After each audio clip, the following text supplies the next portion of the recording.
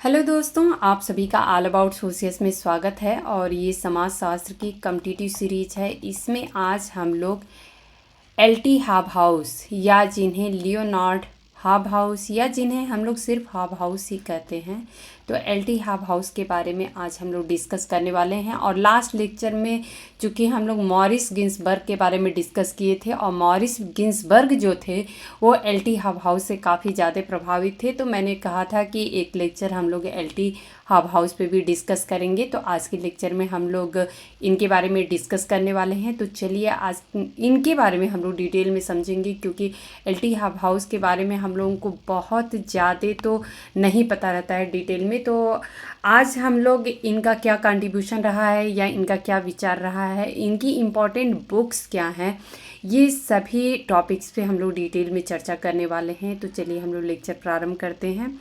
यहाँ पे आप लोग एल्टी हॉबहाउस की इमेज देख सकते हैं।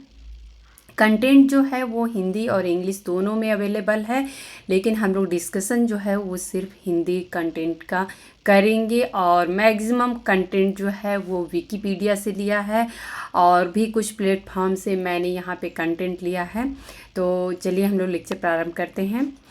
लियोनार्ड ट्रेलानी हॉबहाउस, ये इनका कंप्लीट नेम है, जिसे हम लोग एल्टी हॉबहाउस कहते हैं या फिर हॉबहाउस के नाम से जानते हैं। यहाँ पे FBA लिखा है। इसका अर्थ क्या है? इसका अर्थ ये है कि ब्रिटिश अकेडमी के द्वारा इनको फेलोशिप अवार्ड किया गया था। तो फेलोशिप ऑफ ब्रिटिश अकेडमी जो है वो FBA का फुल फॉर्म है। तो ये ब्रिटिश अकेडमी के द्वारा फेलोशिप इनको अवार्ड किया गया था। मॉरिस गिन्सबर्ग को भी किया गया था, तो ये आप लोग ध्यान रखिएगा। इनका जीवन काल जो है वो 8 सितंबर 1864 से 21 जून 1929 तक रहा।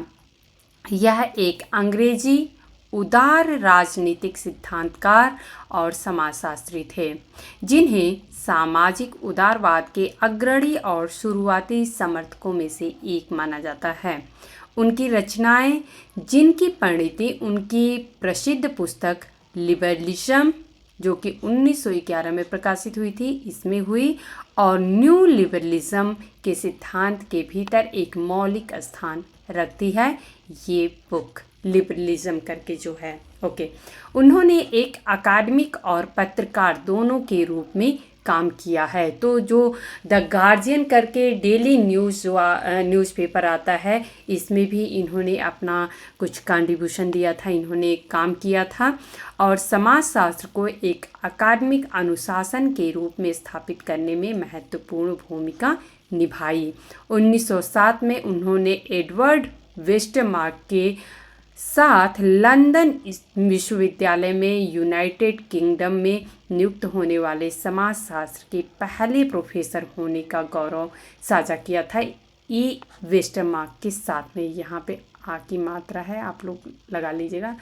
तो ये वेस्टमार्क, तो ई वेस्टमार्क के साथ ही ये भी जो थे वो लंदन विश्वविद्यालय में प्रथम जो समाजशास्त्र के प्रोफेसर थे, तो इनको भी साथ में बनाया गया था एल्टी हॉबहाउस को।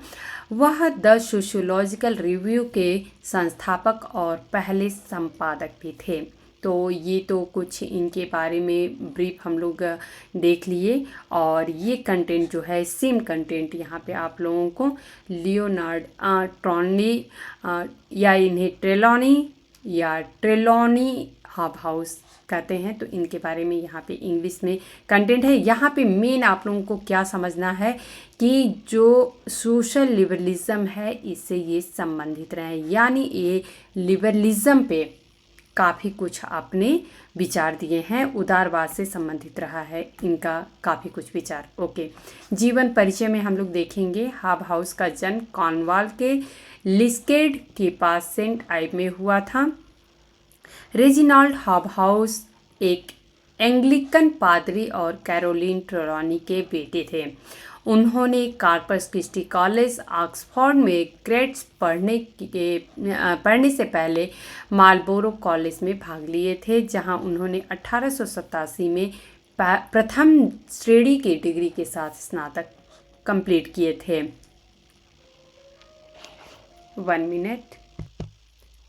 अपनी स्नातक स्तर की पढ़ाई के बाद हॉबहाउस कॉर्पस क्रिस्टी में पूर्ण फेलो बनने से पहले मर्टन कॉलेज में पुरस्कार फेलो के रूप में ऑक्सफोर्ड में रहे। 1907 में उन्होंने लंदन विश्वविद्यालय में समाजशास्त्र के नवनिर्मित पद को स्वीकार कर लिया, जिसका शीर्षक था समाजशास्त्र के मार्टिन वाइट प्रोफेसर, जहां वे 1929 में अपनी मृत्यु तक वहीं पर रहे।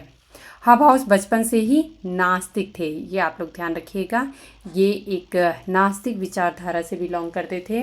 बावजूद इसके कि उनके पिता एक आर्कडिकन थे। तो आर्कडिकन क्या होते हैं? जो चर्च में काफ़ी हाईएस्ट पोस्ट जो होती हैं उनको आर्कडिकन कहते हैं। तो उनके पिता थे, लेकिन हॉबहाउस जो हैं वो बचपन से नास्तिक थे। उनका मानना था कि तर्क संगत परीक्षण मूल्यों पर लागू किए जा सकते हैं और वे आत्मसंगत और वस्तुनिष्ठ हो सकते हैं।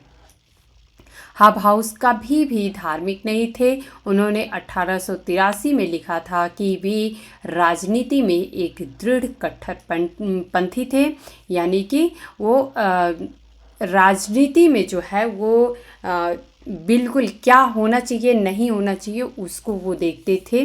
तो एक दृढ़ कट्टरपंथी थे। धर्म के मामले में हॉबहाउस जो है वो ग्लैडस्टोनियन थे। 1 मिनट। धर्म में जो है वो एक अज्ञेयवादी यानी कि जो कि भगवान में विश्वास नहीं रखता है, यानी कि हमने ईश्वर को नहीं देखा है तो वह हमारे लिए अज्ञात ही है, हमें उसके बारे में नहीं पता है, वास्तविकता तो हम उसके बारे में नहीं जानते हैं। तो धर्म के बारे में या धर्म के विषय में ये एक अज्ञेयवादी थे।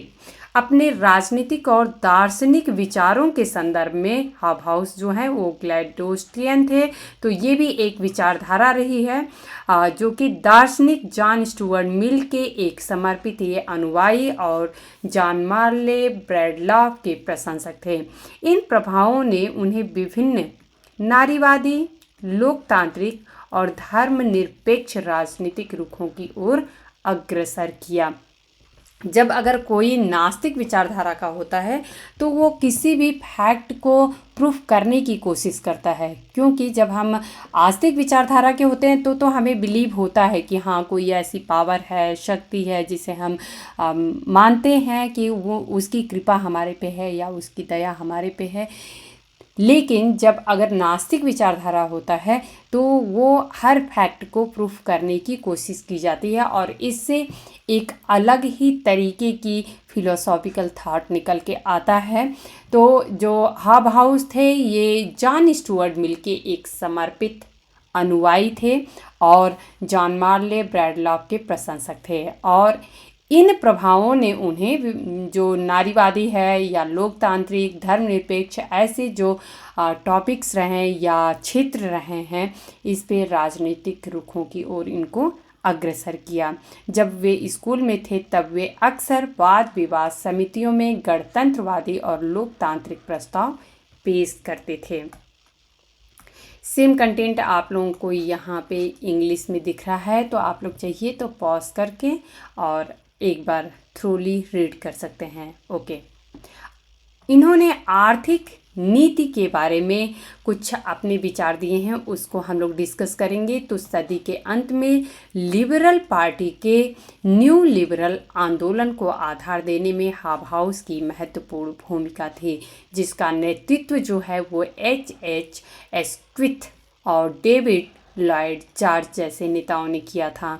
उन्होंने उपयोग के लिए रखी गई संपत्ति और सत्ता के लिए रखी गई संपत्ति के बीच में अंतर किया है कि जो एक ऐसी संपत्ति है जिसे हमें उपयोग करना है, हम अपने यूज में लाने वाले हैं, और एक ऐसी संपत्ति जो कि हम सत्ता को बनाए रखने के लिए खर्च करने वाले हैं। इन दोनों में बहुत ही अंतर होता है। इसलिए ट्रेड यूनियनों के साथ सरकारी सहयोग को सत्ता के मामले में कर्मचारियों की संरचनात्मक असुविधा का मुकाबला करने में मदद के रूप में उचित ठहराया जा सकता है। उन्होंने यह भी सिद्धांत दिया कि संपत्ति न केवल व्यक्तिगत प्रयास से बल्कि सामाजिक संगठन द्वारा अर्जित की जाती है। मूलतः धन का एक सामाजिक आयाम होता है और यह एक सामूहिक उत्पाद होता है। तो यहाँ पे आप लोग देख सकते हैं कि इनका जो उदारवाद का जो विचार है वो यहाँ पे दिखाई दे रहा है।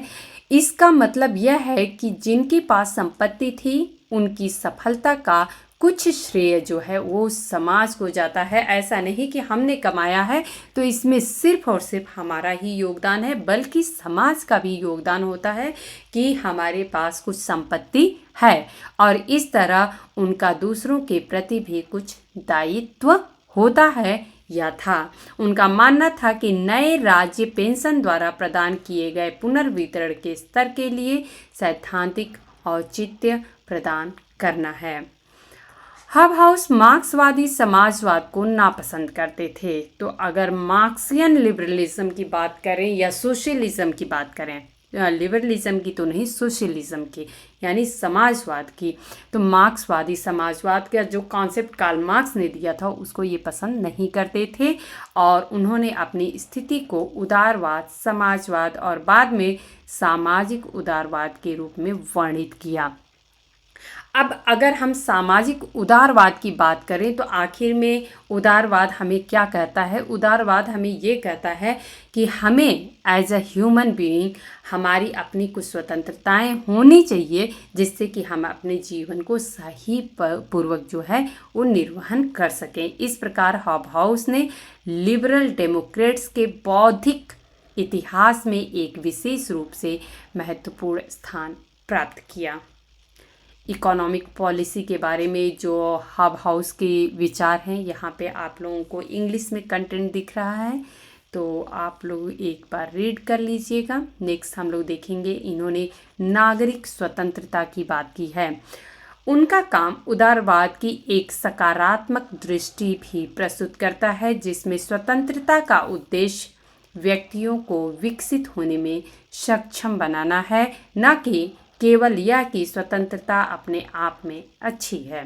हबहाउस ने कहा कि जबरदस्ती से बचना चाहिए, दूसरे लोगों की भलाई के प्रति सम्मान की कमी के कारण नहीं, बल्कि इसलिए कि जबरदस्ती उनके भाग्य को बेहतर बनाने में अप्रभावी है।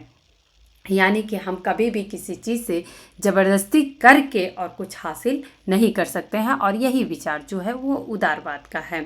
शास्त्रीय उदारवाद के यानी क्लासिकल जो लिबरलिज्म है के व्यावहारिक सिद्धांतों जैसे लेज़र-फेयर को खारिज करते हुए हबहाउस ने समाज की पुरानी व्यवस्था और पुराने प्रकार के दबाव को खत्म करने में रिचर्ड कोबडेन जैसे पहले के शास्त्रीय उदारवादियों के काम की प्रशंसा की। हबहाउस का मानना था कि उदारवाद की परिभाषित विशेषताओं में से एक इसका मुक्तिदायी चरित्र था, कुछ ऐसा जो उनके अनुसार शास्त्रीय उदारवाद से लेकर उनके द्वारा वकालत किए गए सामाजिक उदारवाद तक निरंतर चलता रहा। फिर भी उन्होंने सरकार के अलावा समाज में पहले से मौजूद दबाव के विभिन्न रूपों पर भी जोर दिया है। इसलिए उन्होंने प्रस्ताव दिया कि स्वतंत्रता को बढ़ावा देने के लिए राज्य को सामाजिक दबाव के अन्य रूपों में सुधार करना चाहिए। हबहाउस ने आशा व्यक्त की कि उदारवादी और जिसे अब नवजात लेबर यानी न्यू लेबर पार्टी में सामाजिक लोकतांत्रिक प्रवृत्ति कहा जाएगा, एक भव्य प्रगतिशील गठबंधन बना सकते हैं। तो कुछ नागरिक स्वतंत्रता की बात इन्होंने की है और सेम कंटेंट आप लोगों को यहाँ पे इंग्लिश में दिख रहा है सिविल लिबर्टी के नाम से। तो सिविल लिबर्टी के बारे में इन्होंने क्या कहा है यहाँ पे आप लोग देख सकते हैं। लेज़र-फेयर की बात इन्होंने की है। लेज़र-फेयर जो है वो किसका कॉन्सेप्ट है या आप लोग हमको ज़रूर कमेंट करके बताइएगा ताकि आप लोगों का एक बार रिवीजन हो सके। बहुत ही इम्पॉर्टेंट कॉन्सेप्ट है, बहुत ही फेमस कॉन्सेप्ट है और बहुत ही एक इम्पॉर्टेंट थिंकर का कॉन्सेप्ट है। तो लेज़र-फेयर का किसने दिया है कॉन्सेप्ट, ये आप लोग हमें ज़रूर बताइएगा। ओके, विदेश नीति के बारे में इन्होंने कुछ कहा है, कुछ अपने विचार दिए हैं। फॉरेन पॉलिसी आखिर में क्या होती है, तो इसको हम लोग देखेंगे हब हाउस के विचार से। हब हाउस अक्सर निराश होते थे कि उस समय ब्रिटेन में साथ ही सामूहिकवादी भी साम्राज्यवादी थे।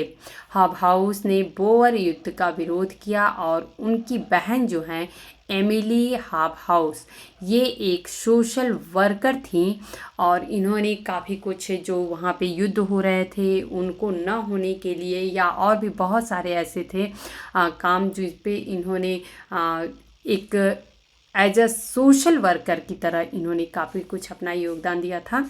तो उनकी बहन एमिली हब हाउस ने दक्षिण अफ्रीका में ब्रिटिश सेना द्वारा स्थापित एकाग्रता शिविरों में की दयनीय स्थितियों की ओर ध्यान आकर्षित करने के लिए बहुत कुछ किया था। शुरू में प्रथम विश्व युद्ध का विरोध करने वाले बाद में भी युद्ध के प्रयास का समर्थन करने लगे। वह एक अंतर्राष्ट्रीयवादी थे और उस समय की सरकारों द्वारा किए जाने वाले ब्रिटिश राष्ट्रीय हितों की खोज को नापसंद करते थे।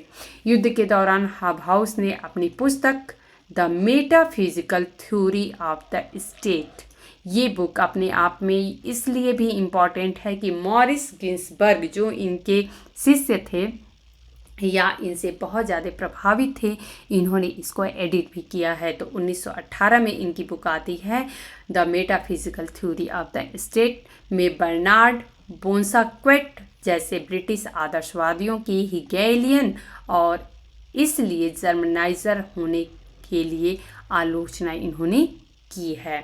तो आप लोगों को यहाँ पे कंटेंट इंग्लिश में भी दिख रहा है। ओके, अब हम लोग इनकी कुछ बुक्स हैं उनके बारे में देख लेंगे। तो द लेबर मूवमेंट, ये बुक आप लोगों को दिख रहा है। थ्योरी ऑफ नॉलेज करके एक बुक है, a contribution to some problems of logic and metaphysics. Okay, mind in evolution, democracy and reaction, morals in evolution करके है, in study in comparative ethics, ये 2 वॉल्यूम में है बुक। ओके, लिबरलिज्म पे इनकी काफ़ी कुछ बुक्स हैं, तो यहाँ पे आप लोग देख सकते हैं। लिबरलिज्म करके इनकी बुक ही है, 1911 में प्रकाशित हुई थी और यही बुक थी जो नौ उदारवाद की विचारधारा थी है उसको काफ़ी कुछ प्रभावित किया था। Social evolution and political theory 1911 में, development and purpose 1913, the material culture and social institution of the simpler peoples and essay in correlation, तो ये जो है 1915 में पब्लिश हुई थी, बाद में रीप्रिंट किया गया था 1930 में। Questions of war and peace 1916 में पब्लिश हुई थी। The metaphysical theory of a state a criticism, ये बुक 1918 में इस नाम से प्रकाशित होती है। ओके, नेक्स्ट हम लोग बुक देखेंगे the rational good, a study in the logic of practice 1921 में प्रकाशित होती है। The elements of social justice 1922, social development its nature and conditions 1924, sociology and philosophy a centenary collection of essays and articles, तो ये आप लोग देख सकते हैं विथ अ प्रीफेस बाई, इसका प्रीफेस जो है वो सिडनी कैन ने और इंट्रोडक्शन जो है वो मॉरिस गिन्सबर्ग ने लिखा था सोशियोलॉजी एंड फिलॉसफी का। ओके, अब कुछ जो बुक्स के फ्रंट पेज कवर हैं उसको हम लोग देख लेंगे। तो एल.टी. हब हाउस की काफ़ी किताबें हैं, हालांकि हम लोगों को इतनी ज़्यादा नहीं पता है, लेकिन आज हम लोग इनके सारे बुक्स के बारे में डिस्कस करने वाले हैं। तो यहाँ पे आप लोग देख सकते हैं the element of social justice, liberalism, very very important book है इनकी, ये आप लोगों को ज़रूर याद रखना है। The labour movement, liberalism and other writings, social development, social evolution and political theory. Okay, next book हम लोग देखेंगे डेमोक्रेसी एंड रिएक्शन। यहाँ पे थोड़ा ब्लर है बट मैं बोल देती हूँ, आप लोग लिख लीजिएगा। The material culture and social institution of the simpler peoples. तो ऑलरेडी हम लोग जो बुक्स की लिस्ट हम लोग डिस्कस की उसमें ये बुक का नाम दिया हुआ है, आप लोग वहाँ से चाहिए तो लिख लीजिएगा। Okay, morals in evolution, mind in evolution, development and purpose. Next book हम लोग देखेंगे the world of conflict, the theory of knowledge, liberalism, large print, democracy and reaction, property, its duties and rights. Okay, questions of war and peace already हम लोग list में discuss कर चुके हैं, और यहाँ पे इनकी एक मेमोयर है, लॉर्ड हॉबहाउस अ मेमोयर करके। ओके, और लिबरलिज्म स्कॉलर्स चॉइस करके एक बुक यहाँ पे दिख रही है आप लोगों को। तो दोस्तों आज हम लोग एल.टी. हॉबहाउस के बारे में डिस्कस किए, और आज आई होप कि आप लोगों को एल.टी. हॉबहाउस के बारे में काफ़ी कुछ पता चला होगा, जिससे कि आप लोगों की जो सब्जेक्ट का जो नॉलेज है वो काफ़ी ज़्यादा इनरिच होगा। मिलेंगे हम लोग नेक्स्ट लेक्चर में। धन्यवाद।